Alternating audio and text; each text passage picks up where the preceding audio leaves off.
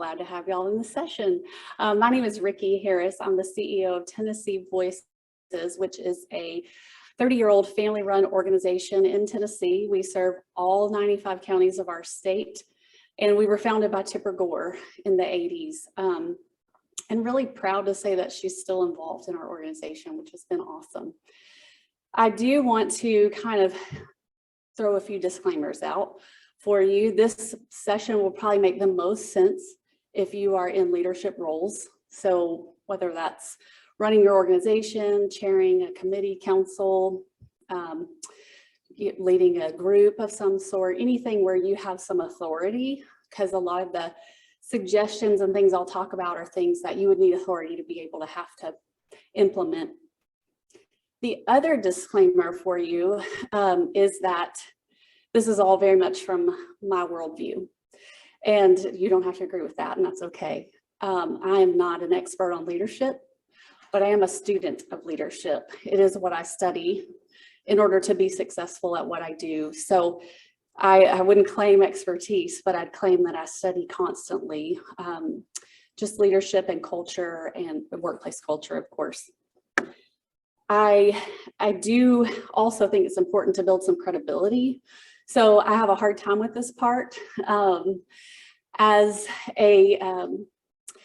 a speaker at a conference, I would assume that you wouldn't really want to hear from me if you found out my organization was bankrupt, right? You would be like, what do I care what she has to say, because it's not working for her. So I do want to share with you a couple of things about our organization, just obviously to kind of build credibility, but it is the end of the story. It is sort of the journey of leadership, what I've learned in the last 10 years, probably longer than that, but 10 years in a role that I'm in now. And then just kind of help you guys understand how I got there. So to start off, I'll tell you that I play a leadership role in a lot of capacities outside of my role as CEO of Tennessee Voices. I also chair the state of Tennessee's Department of Mental Health and Substance Abuse Services Policy and Planning Council. The vice chair coming in as the chair in a few months. I also chair the state's Children's Committee, the work we do on mental health for our state.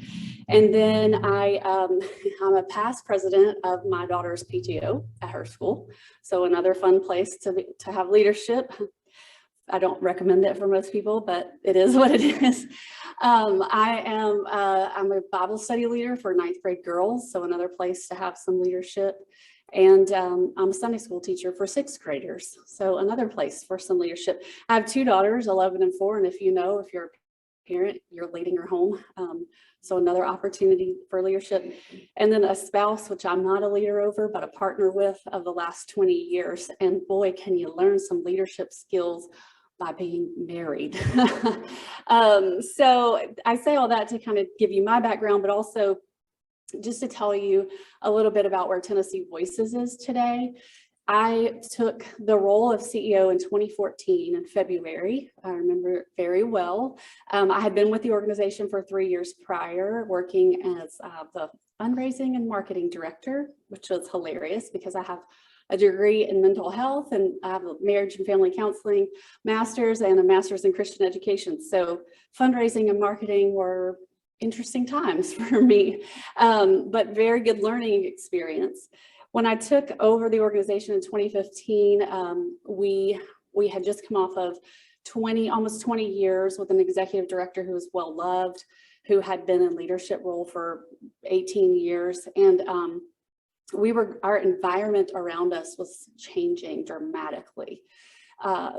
I don't even know, I can't do math that fast, but you guys who have been in this a while know what 20 years ago and now 30 years ago looked like for this industry. So we were going through a lot. And just, I'll fast forward to tell you kind of the end of this story is we have grown by 681% since 2014. That is a huge, huge change in where we were to where we are. And there's some really good lessons that I learned along the way that I'm so excited to share with you. So with that information, hopefully built enough credibility to gain your trust as I share with you where I've taken my own journey in leadership. And some of what was said earlier, a lot of it is a self-care journey. So we'll dive in. I do love audience participation. So you can speak out loud, holler at me, say, what did you just say? Because that country accent is pretty bad. Whatever you want to say. Hold on, my clicker's not working. What am I pointing at? Oh, here it is. Point it toward you. I think I made it. Yep. Okay. Let's see if I can get this thing up here a little bit closer. I may have to use the handheld unless you can turn this up a little. Is that good? Say it again. We'll see. Is it better? Yeah. Okay, so I want to start with sort of my basis for how I understand leadership. And someone asked the question in the app if I had any book recommendations. I do, and many of them, I'll share 3 of them with you now. It's going to be weird that you're going to be like, why did you pick these 3 books? But the first one is John Maxwell. This is not the weird one. I'll explain when I get there. John Maxwell has lots of books on leadership. Disclaimer, his leadership sort of comes from a Christian worldview. I really like his book, Leader Shift. It's probably one of my favorites of his. But he has another book where he explains the law of the lid. So I'll share that with you, but 2 other book recommendations. Fierce Conversations, one of my favorites. I read it very early. It's an older book. I read it very early in my leadership days because I am that non-confrontational, please don't make me say anything hard person. And I had to really learn to overcome those things. My staff are laughing, they're in the room. And then the last one, this is the weird one. You could probably find this on Amazon. It's a little tiny book. It's called How to Make Top Dollar for the Job You Love. Yeah. I don't know that it really helped me get top dollar maybe, but I will say it is the best book on negotiating that I have ever read. It's just a very easy read, quick read, and it's just skillful negotiation tips. So highly recommend it for anybody in a leadership role. But the law of the lid is really just an opportunity for you to evaluate sort of where you think your leadership is and where it could be. So it's a 0 to 10. Where do I think I am today? Where do I think I could be in the future? So I'm inviting you to have a really honest conversation with yourself. You don't have to say this out loud, and nobody's going to judge you in your own head, but you. So just kind of give yourself a rating, 0 to 10. And the roles that I play leader, where am I? The law of the lid says that wherever you are, let's say you chose a 7, that's the most common number chosen. If you chose a 7, that means that your ceiling for your whole organization is a 7, okay? The only way to advance people who are in leadership roles under you above a 7 is for you to become an 8 and then a 9 and so forth and so on. The whole principle around the lid is honestly being able to peel back your own layers and discover who you are and know yourself and your style well enough to turn that style and turn yourself into something in a leadership capacity that makes sense. Because when we try to lead without authenticity, people read it all day long. So you really have to learn to use yourself. And in order to learn to use yourself, you have to kind of discover all your weaknesses and be honest about them. And again, only with yourself, because no one else is having this conversation with you at this point. But discovering within yourself what those weaknesses are and then how you're going to deal with them. And some of them you're going to use to your advantage, and some of them you're going to change, and some of them you're going to work on from now until the end of time because they are parts of you that, and it's true for me. I still don't like confrontation, but I still work really hard at managing it and having it and embracing it and being brave about it when I don't feel like it's an automatic setting for me to do that.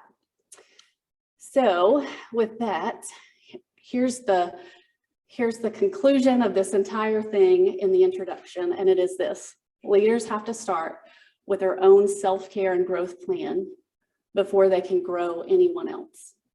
And that's the law of the lid. Until you grow, no one under you grows, and then the organization can lift as you lift. So I really discovered this at a point in time when I took a sabbatical, which I'm going to tell you about in a few minutes, but it played a big role in how things have played out for us at Tennessee Voices.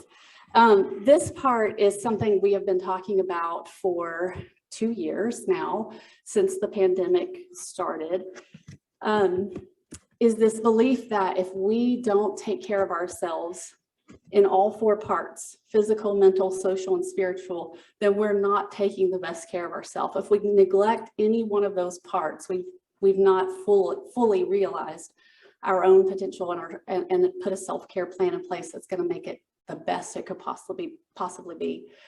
So we talk about this a lot in our organization, so much so that in a week from tomorrow, on the 11th, we will be having our annual fundraiser gala, and our whole theme is built around flourishing in these 4 areas. So just a small side note, but I think it's really cool.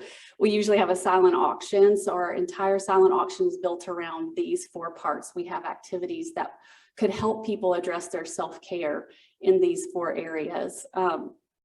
Really excited, because the other thing we're going to tell our donors is we need them to take care of themselves too. This is part of a whole society flourishing when we're all doing this.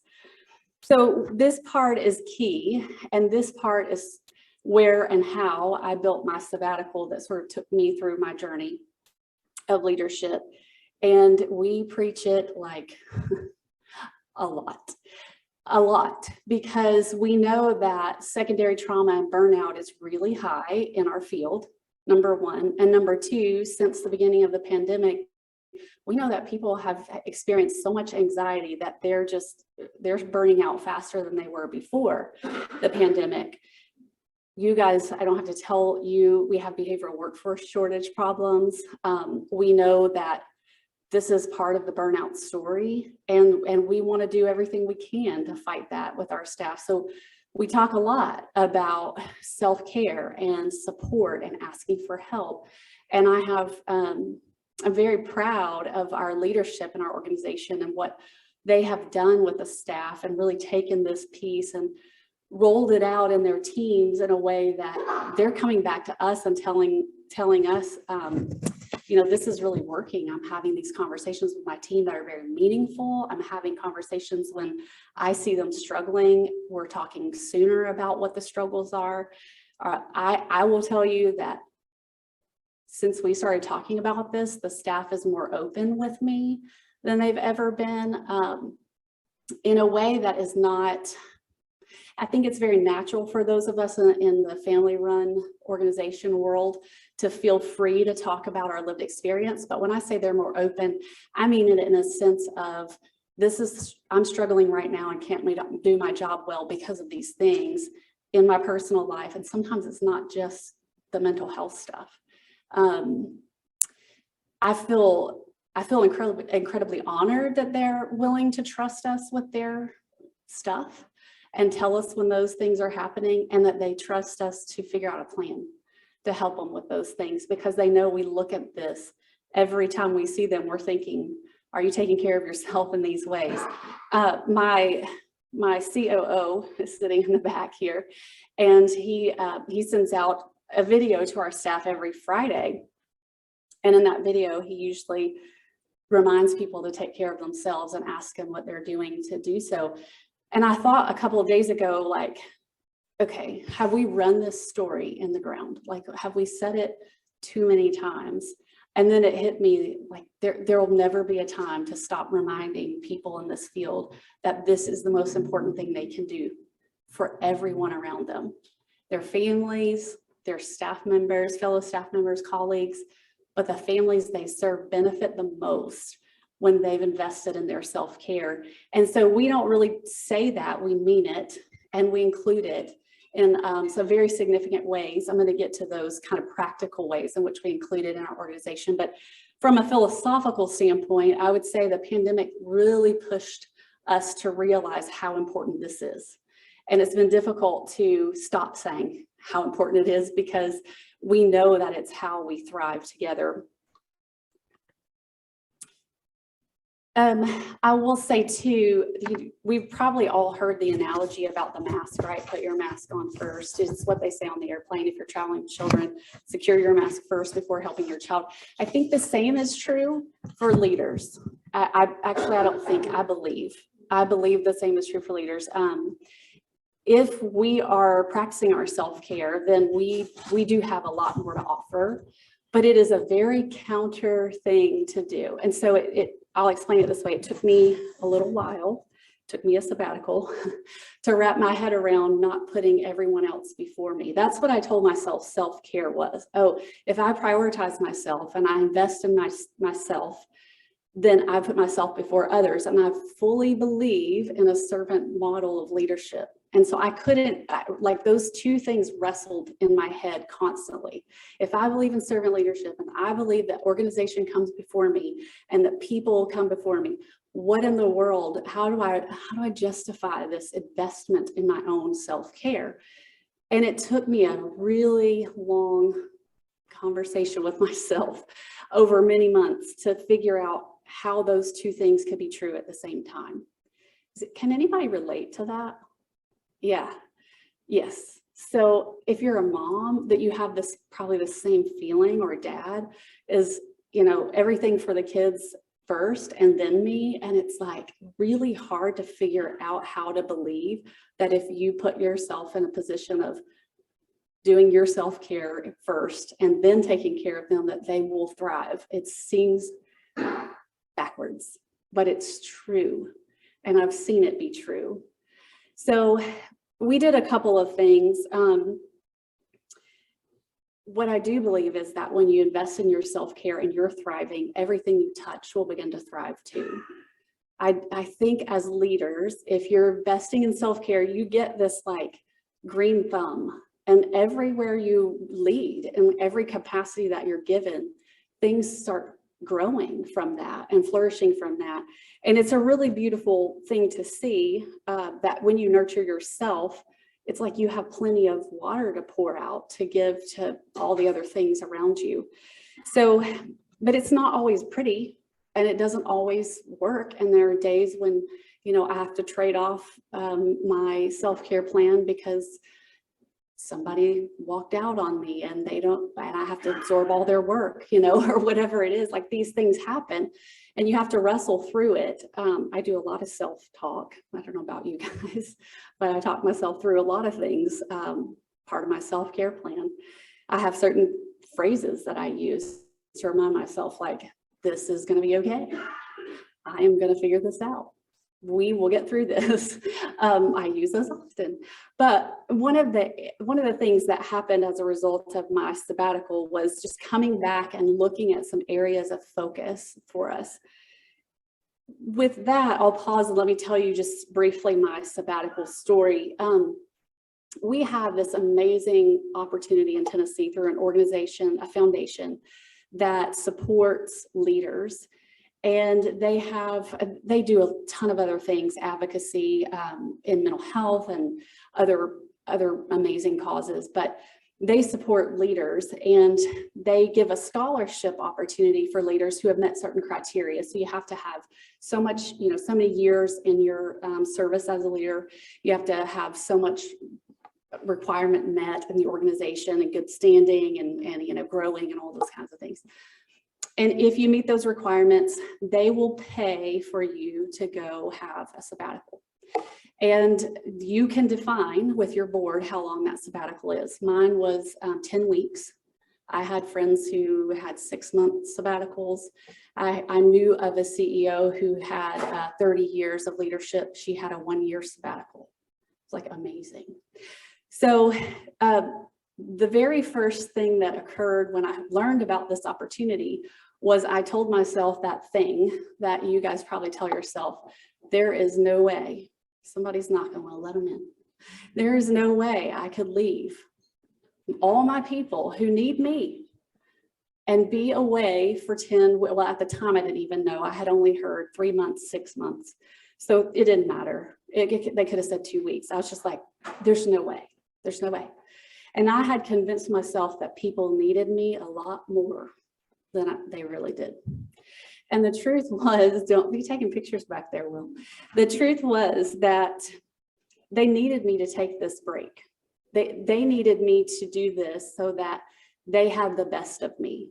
And they needed me to do this because they didn't even know what was possible post this sabbatical. I didn't even know what was possible post this sabbatical, but I heard that it was this great idea. And so it was presented to me about a year before I said yes. The first year, I ran my mouth a lot to my colleagues and said, that is ridiculous. I don't know how anyone would ever do that. That is not leadership. I cannot, and I did. It was horrible. And about a year later, I don't know what happened, intervention from God, I guess. I decided, well, hold on. After thinking about this for a year, there might be some good things about this. At the time, I was thinking about succession planning. I was told by a board member who was very experienced in the world of business that I needed to be thinking about succession. And I was thinking, oh boy, where do you think I'm going? And he said, nowhere, but I think you should always be thinking about succession. And so I think it was the succession conversation that made me realize, like, I don't really know how to let go. I can't imagine someone else being a leader here besides me, because I don't know how to let go, because I felt like everyone was so dependent on me, but I just had the story wrong. And so I took the leap, took the sabbatical, had a very hard time telling my team, hey guys, so I'm gonna be gone for a couple of months and I just need you guys to like fill in. And it was a lot of planning and a lot of preparation and a lot of conversation around, you know, when to call me and when not to call me. And the rules of the sabbatical were not be contacted. That was it. Like, don't engage with your staff. So we had only emergency. We had to find like 2 emergency situations. I journeyed on and I decided to highlight those 4 parts for my journey of the sabbatical. It was very open and defining how we wanted to spend our time. So I sat down and I wrote out, okay, for physical health, here's what I'm going to do.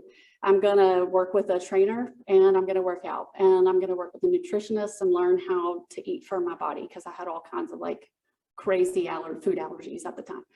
And then for my mental health, it was very easy. I was going to go see a therapist once a week while I was gone. And that was going to be part of the mental health plan. For my spiritual health, I was going to do I had been longing to get back into volunteering in the children's area at our church. So that was just like, oh, that's definitely what I'm doing with my time, because I had missed that connection with kids, which is kind of where I started in my mental health work.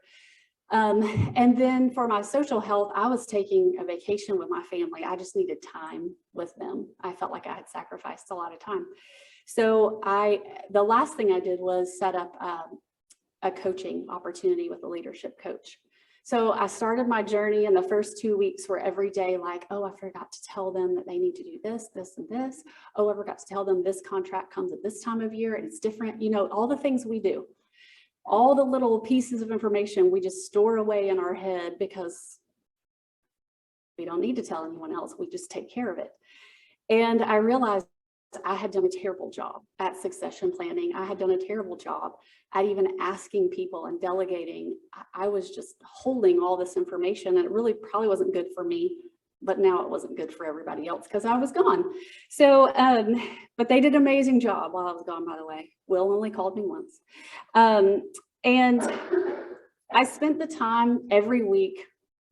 It was a dream. I mean, y'all, it was a dream to be able to go work out in the morning, go see a therapist in the afternoon, have my coaching session once a week. I love my chiropractor, so I saw him a lot more than I get to now. It felt amazing, and I had guilt hanging over my head the entire time because I still hadn't allowed myself to embrace this need for my own self-care. It took me till about the 9th week to let go of the guilt.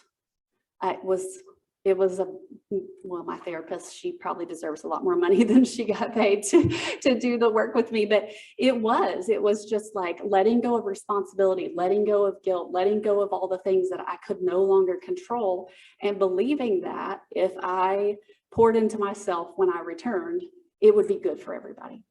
So, so the story went that, I felt like I grew a whole lot, and came back and sat down with my team and said, I've started thinking about this organization and where we go next. And I was one of those people before my sabbatical who was, as long as things were like under control and going well, nothing was broken and everything was perfect, then I was good. And if they were slightly less than perfect, I was unnerved.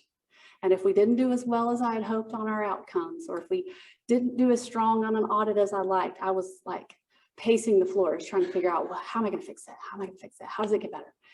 And that drive is so good for leaders, but it's also like teeters on the line of bad for your self-care, because you'll ditch any amount of self-care to get everything right if you're that person. And so I had to like figure out, relearn where I was comfortable with okay, where I was comfortable with good, where I was comfortable with good enough, and where I wanted great, and really prioritize where I wanted great, because we can't have it all. That's not our human experience. That's not a reality. So I sat down and talked to my team, and I said, here's some areas where I want great. I want to see our organization flourish in these areas. And obviously succession, which is what kind of started the whole thing, was on that list, but also creating workplace culture that made sense to me. So I wouldn't say we had bad workplace culture before, but we just had workplace, you know what I mean? We didn't have our thing. And something that my Bible study students tell me, I asked them one time, what advice would you give your parents? And they said, we like having our thing. Just like this one girl said, the sayings that my mom have, they play in my mind all day. If that thing is just for me, we have that in our family. And I started realizing like, we need our thing. Again, the people around me are so amazing, because they took this and said yes to all of it. We want to support all of this, and ran with it. And again, there's going to be some things that I'll share that are kind of how we got to all these things, but is that a timer for me? Just kidding. I'm watching my watch. So we started to work on this stuff. And we talked about, what do we need to tell the staff? How do we need to start with culture in order for the staff to understand where we want to go? And one of the things we needed to do was we needed to make sure everyone understood how much we supported their own self-care. Because if I was allowed to do it, I mean, that was the first thing that came out of my head was, I just had this amazing experience. We have to figure out how to get our staff to be able to have these experiences. And I mean, we can't, obviously let our staff have circle the rounds at 10 weeks of sabbatical. So what are we going to do? So that was one thing, is how do we start looking at self-care, promoting self-care, but also how do we support sabbaticals? And I came back in my head was like, everybody has to be eligible in some way. And my team was like, I mean, how do you make that work? And I was like, I don't know, but we're going to figure it out. I think the other thing we realized is we needed to talk to our staff more. We had a growing staff. We're spread all around. We're not together in one place, in one community. So we started to feel a little bit like, how do we talk to everyone and explain this desire we have for our organization, and we need them to understand it and buy into it. So we started thinking of ways to motivate and inspire and communicate. And then we looked at just, accepting failure as we journeyed through this, which is like when I started, probably the hardest thing for me to do was accept failure in my life up to that point. That was the hardest thing for me to do. So, and this is where marriage comes in. My husband is a therapist. And so he's a great reminder when I'm getting a little bit too like everything has to be perfect. He's like, no, it doesn't. Remember, you told yourself that they shouldn't fear failure. I'm like, oh, you're right, I did. But this is the part where we had to go, but what does that mean? Because when you're serving people and you're on the hook for Medicaid dollars, or you got to get everything right, or you're under a monitoring visit, or you're being audited, some failures aren't acceptable. And so we really had to think about, what did that mean to us? Just saying failure, well, fail forward and all those fancy things people say, it didn't translate to me because it wasn't defined. So we started to kind of unpack this. And we had a lot of amazing conversations in my leadership team. I will tell you, when I started my journey with Tennessee Voices, we had 2 levels of leadership. We had executives and program managers, and everyone else was direct care. And today we have 4 layers of leadership. We have managers, directors, vice presidents, and chiefs. And the single greatest thing I learned was I can't be all things to all people, and that I can't figure out all the great ideas that need to be figured out or thought of. That if I could really lean on a team of amazing people and pour into the leaders, then they could go pour into the others. And when I started, there were 22 staff, and I knew every one of them personally, saw them regularly.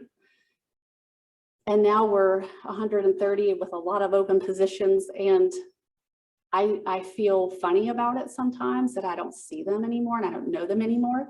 So I have to do that self-talk thing, like, hey, this is good, because I would feel really bad.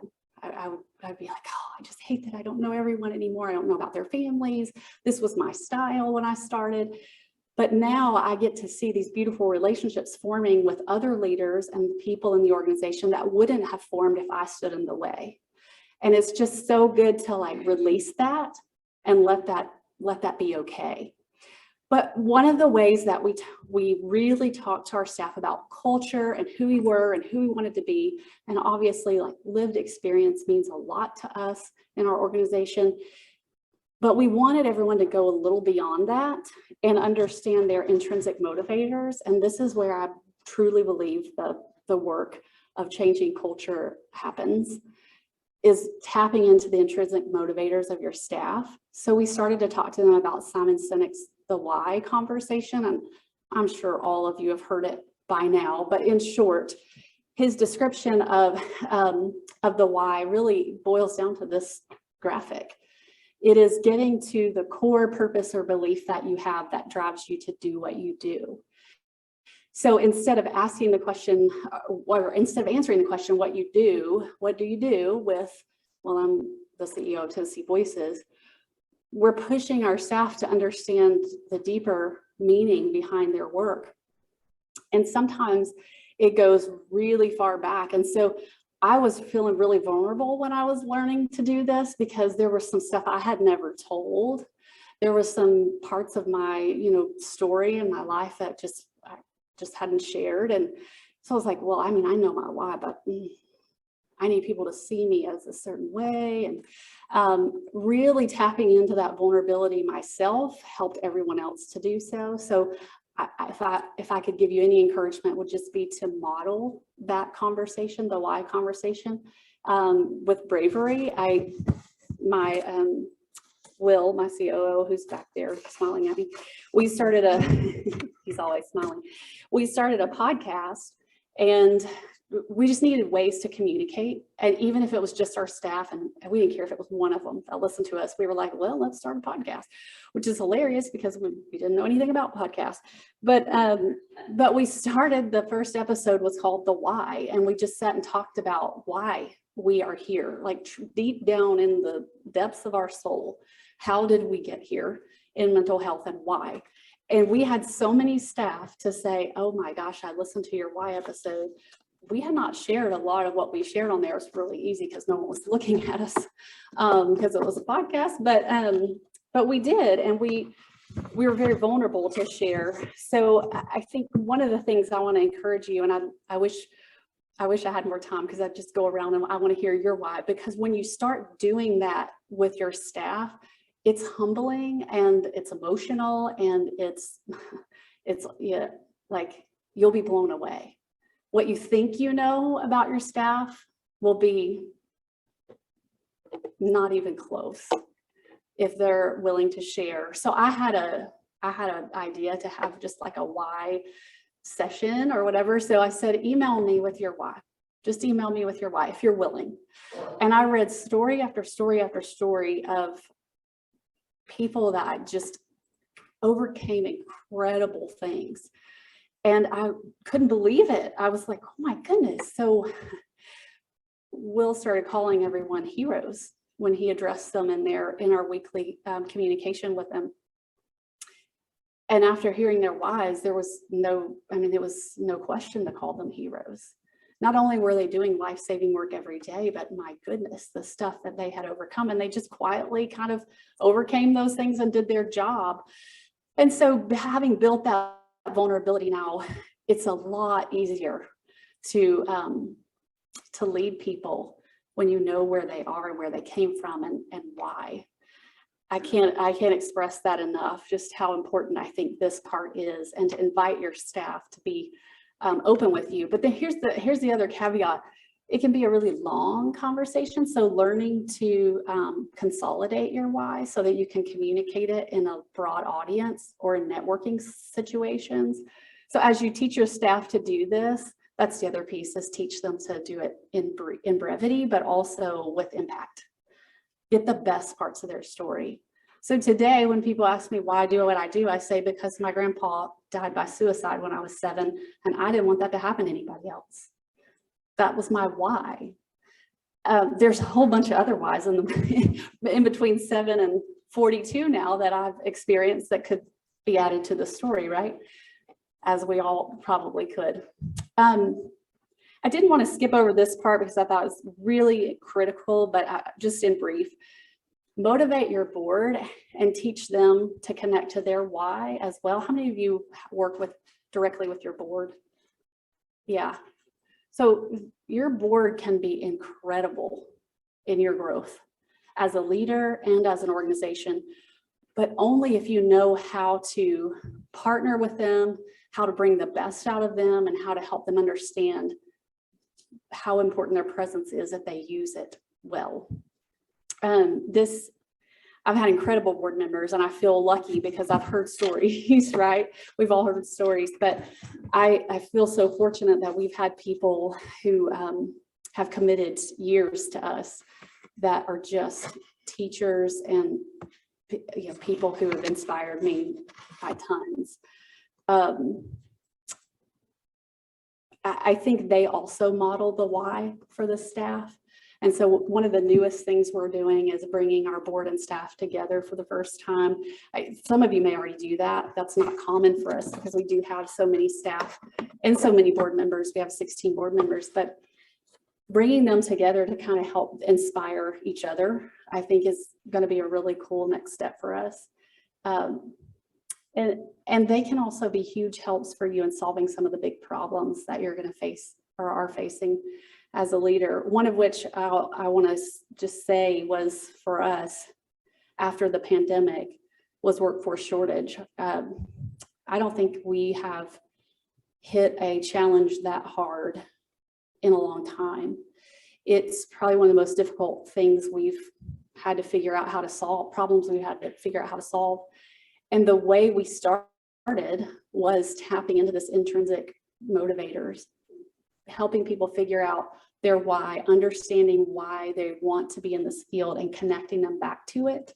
Because I think what happened during the pandemic was we all got so anxious and nervous and we lost sight of what we were doing and how important it was. And for a lot of us, it was a calling on our life that we felt that so many things clouded over 2 years of really hard times that we just became disconnected.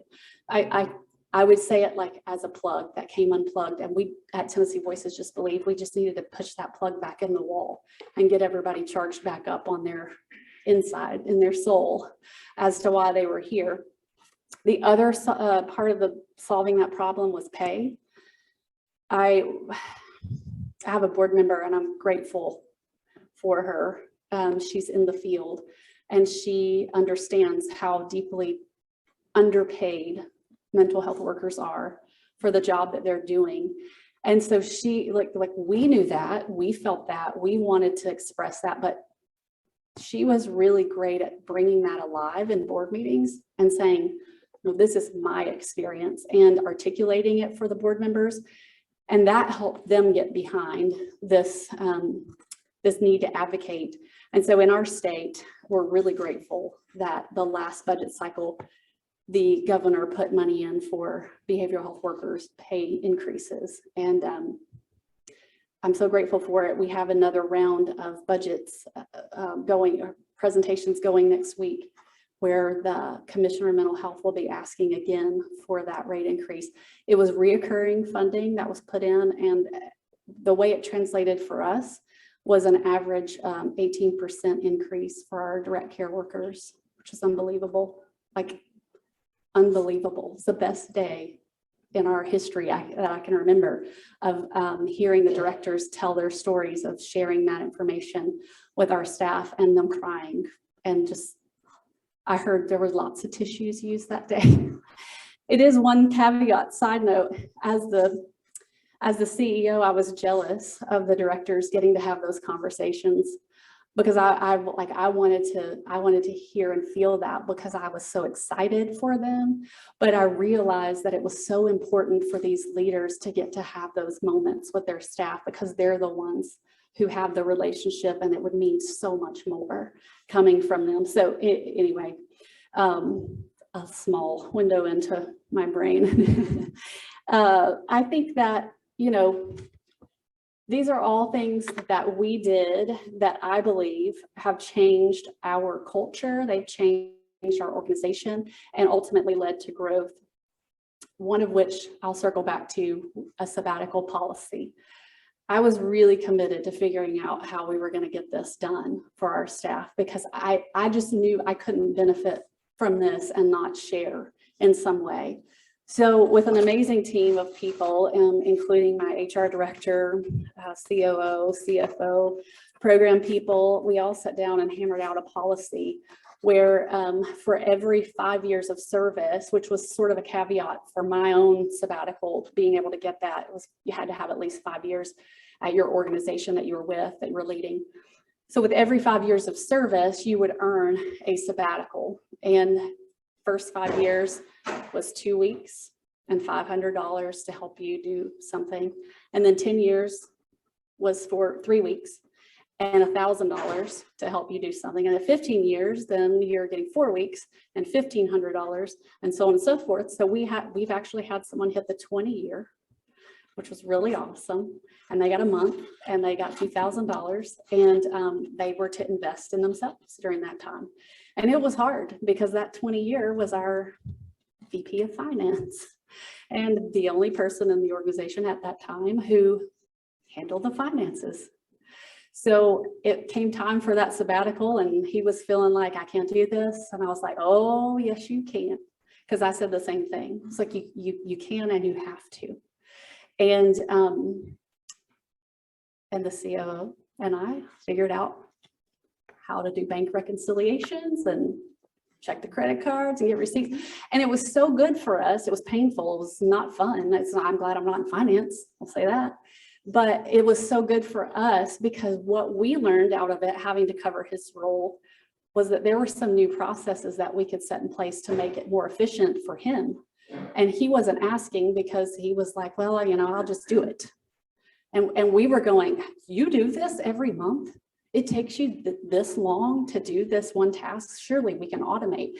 And so we started like diving in to help him figure out how to make his job more efficient. And so again, it benefited all of us, even though it was really hard. We were committed to it. I told you we started a podcast. We started having guests on there from all walks of life, all kinds of places, who shared their mental health story, who shared their self-care journeys, who shared their tips for other people. I will tell y'all, I honestly thought 2 people would listen to our podcast, and I'll tell you exactly who I thought those 2 people would be. My sister and Will's mom. I was pretty sure that was going to be our audience. I think we're somewhere near 17 episodes in, And we have maybe 1,000, 1,500 listeners. And sometimes I'm still like, is there a way to duplicate online that listeners, because surely his mom and my sister figured out how to make us feel better. But anyways, it's really fun because we get to talk to people that are not in this field, who are just journeying life in different areas. And it's really cool. A couple other highlights. I find it really weird to say to you that today we only see all of our staff together, and we're lucky if it's all of them, one time a year, which was not how we started this gig. We saw every staff member once a month. So that's been a really different experience. We've had to learn to prioritize this like being together thing. Last thing, and I'll encourage you, what says their Monday motivation and weekend wish. Because we don't see our staff that often, we had to figure out how are we going to talk to them regularly. And I think we got really comfortable having tried the podcast with hearing the sound of our own voice, because Will and I are a lot the same. We don't like to hear the sound of our own voice. It's actually very challenging I don't ever listen to the podcast back. I've never listened to one episode. But what we realized is, okay, all right, we can do this. We can talk to people. So we started making a video every week. I make one on Monday. He makes one on Friday. So we start in the week with leadership, speaking to our staff about something good, motivating them in some way, reminding them to take care of themselves, giving them some words of wisdom, something good to start their week. So it's been great. I have heard so much back from my staff. I wouldn't have the pleasure of getting to hear back from them if we didn't do those videos, because sometimes they just share back like, you don't know how that made sense for me today because of this, this, and this, which is like, okay, it makes it worth it. And I can get over the fact that I don't like making videos. The last thing we did, we took our first happiness index. This is not, I don't work for Happiness Index, or not putting a plug, but this company does surveys for staff, and we got back our first score. We were told that the goal we should aim for is to get a 7.1 for our first survey. And when we came back at an 8, I was like, let's do cartwheels right now. Because I truly didn't know until then if all these efforts were making sense and were working. So it felt like some form of validation. Those surveys won't stop. They'll keep going. It also gave us an opportunity to hear from people who it wasn't working for, and to think about ways in which we could change or modify or add on to what we were doing. I'll leave you with this. Leadership isn't easy. It costs. If you're in a role of leadership, you know that. Sacrifice is required, but self-care is also required. It can't be an option. And the measure for which you know that you're getting it done is if you're creating more leaders who are going out, who are leading in other ways, and you get to watch them flourish and grow and become fantastic leaders and see them thrive. And that is truly the only measure I can figure out how to just ask myself if I'm doing a good job or not, is to look at what everybody else in my teams are doing to lead. So thank you for being here in this session. I appreciate it. If you have questions, I'll stick around. But other than that, thank you.